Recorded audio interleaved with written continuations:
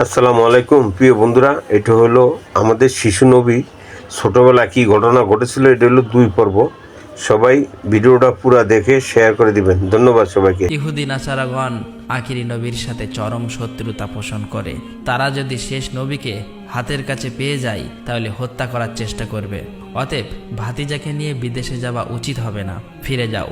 অতঃপর পরের দিন চাচা আবু তালেব আর বিদেশ সফর করলেন না, আবারও দেশের পথে ফিরে আসতে লাগলেন।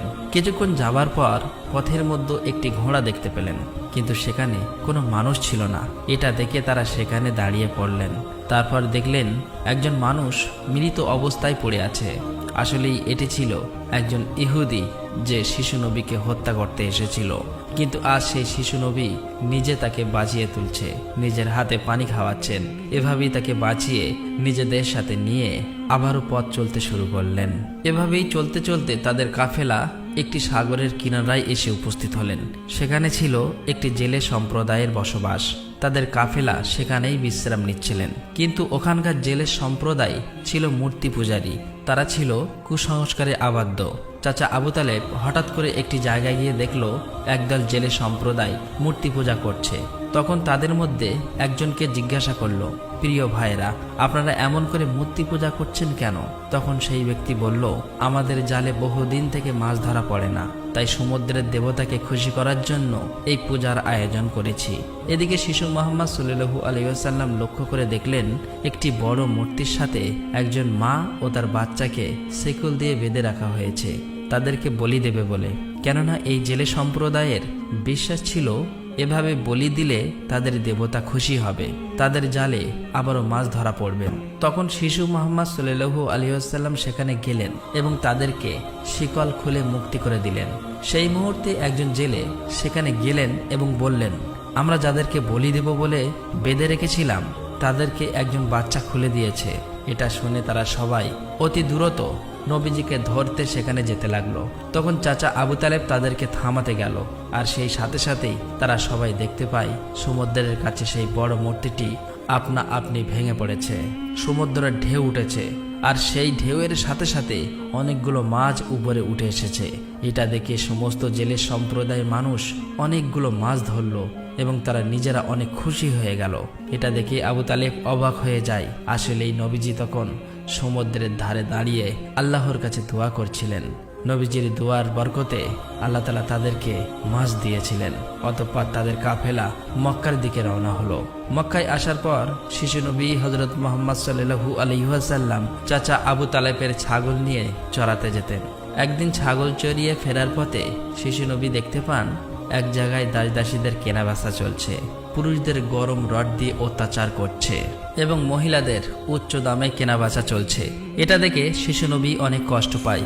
এদিকে নবীজির এক চাচা আবু লাহাব দাসদাসীকে কেনাবেচা করত। তিনি একজন দাসকে বেশি দামে বিক্রি করে দিচ্ছিলেন। ঠিক সেই সময় তার স্বামী গিয়ে বললেন, হুজুর, আপনি এমন কাজ করবেন না, আমাদেরকে ক্ষমা করে দিন। এভাবেই কাকুতি মিনতি করতে লাগলো, কিন্তু আবু লাহাব তার কোনো কথাই শুনতে চায় না।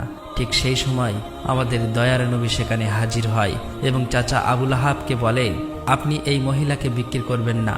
তখন আবু লাহাব বলে, আমি এই মহিলাকে অনেক বেশি দামে কিনেছি, আমার মূল্য পরিশোধ করে দিলে আমি তাকে ছেড়ে দেব। তখন শিশু নবী তার এই মূল্য পরিশোধ করে দিলেন, আর সেদিন সেই মহিলা নবীজির জন্য মুক্তি পেয়েছিলেন। অতঃপর সেই সময় মক্কায় বহুদিন ধরে বৃষ্টি হচ্ছিল না। মক্কায় বড় বড় নেতারা একত্রিত হয়ে বলতে লাগলো, মক্কায় বহুদিন ধরে বৃষ্টি হচ্ছে না, আমাদের বাচ্চারা মারা যাচ্ছে, পশু পাখি মারা যাচ্ছে। তাই আমরা সবাই মিলে কসম করছি যে আমরা সবাই কাবার কাছে আসব এবং সেখানে গিয়ে বৃষ্টি চাইব। যতক্ষণ না বৃষ্টি আসে ততক্ষণ আমরা সেখান থেকে আসব না। এই কথা বলার পর সবাই একে একে কাবার দিকে যেতে লাগলো। সেখানে চাচা আবু তালেবও যাবে। ঠিক এমন সময় শিশু মোহাম্মদ সাল্লাল্লাহু আলাইহি ওয়াসাল্লাম চাচা আবু তালেবকে জিজ্ঞাসা করলেন, চাচা যান, আপনি কোথায় যাচ্ছেন? চাচা আবু তালেব বললেন, হে মোহাম্মদ, আমাদের মক্কা শুকিয়ে গিয়েছে, বহুদিন বৃষ্টি হয় না, একে একে সবাই মারা পড়ছে, তাই বৃষ্টির জন্য কাবা ঘরের কাছে যাচ্ছি।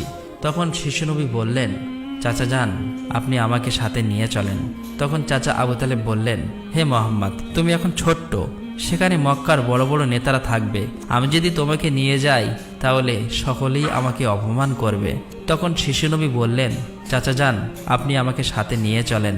তারা যদি আমাকে সেখানে থাকতে না দেয় তাহলে আমি চলে আসব।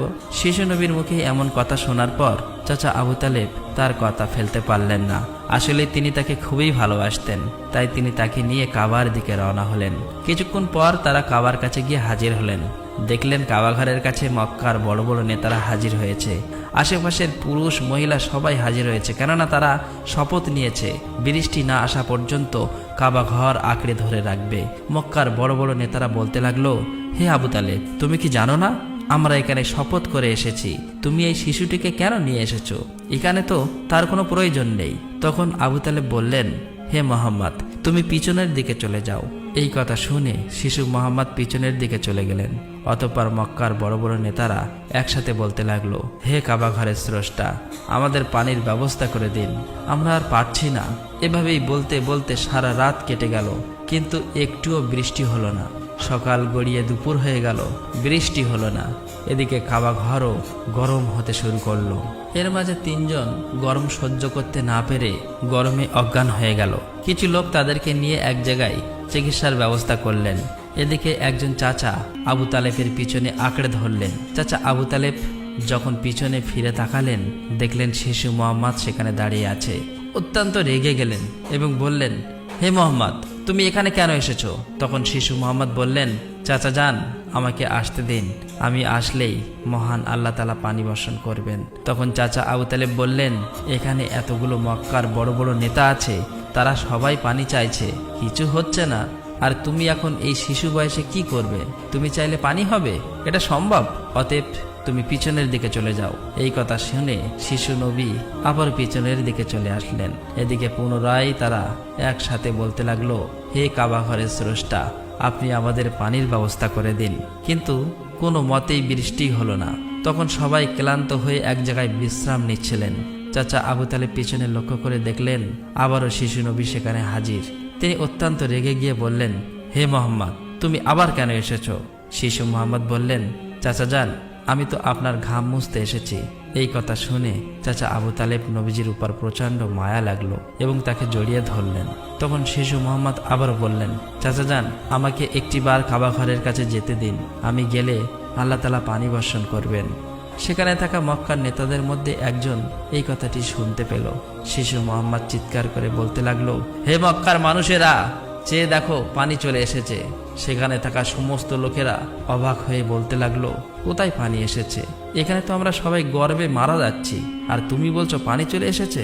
তাদের মধ্য থেকে একজন বলল, হে মোহাম্মদ, তুমি এগিয়ে যাও। কিন্তু অন্য নেতারা বলল, আমাদের মতো বড় বড় নেতা থাকতে যদি এই শিশু মোহাম্মদ সামনে চলে যায় তাহলে আমাদের মান সম্মান সব চলে যাবে।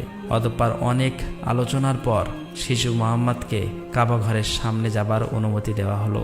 শিশু মোহাম্মদ সাল্লাল্লাহু আলাইহি ওয়াসাল্লাম যখন কাবা ঘরের কাছে গিয়ে আকাশের দিকে মুখ তুললেন এবং আল্লাহর কাছে দোয়া চাইলেন, সঙ্গে সঙ্গে মক্কার বুকে মুষলধারে বৃষ্টিপাত শুরু হলো।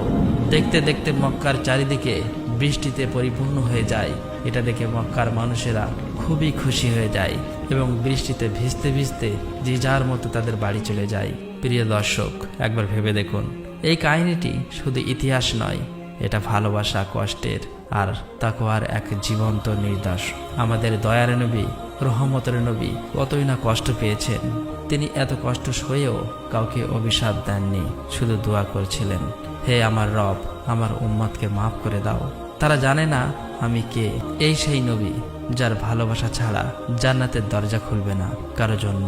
আর আজ আমরা এই যুগের মুসলিম কতটুকু কাঁদি তার জন্য, কতটুকু ভালোবাসি তাকে, কতটুকু তার সুন্নাহ আঁকড়ে ধরেছি। একবার ভেবে দেখুন, যে নবীর কষ্টে পাহাড় কাঁদে, গাছ কাঁদে, পশু পাখি কাঁদে, আর আমরা, আমাদের চোখে জল আসে না, আমাদের হৃদয় কেন নড়ে না? প্রিয় দর্শক, আসুন আমরা সকলেই দোয়া করি, মহান আল্লাহ তাআলা যেন আমাদের সকলকে সেই দয়ার নবীর ওসিলায় মাফ করে দেন। আল্লাহ তাআলা আমাদের সকলের দোয়া কবুল করুক, আমিন। আসসালামু আলাইকুম।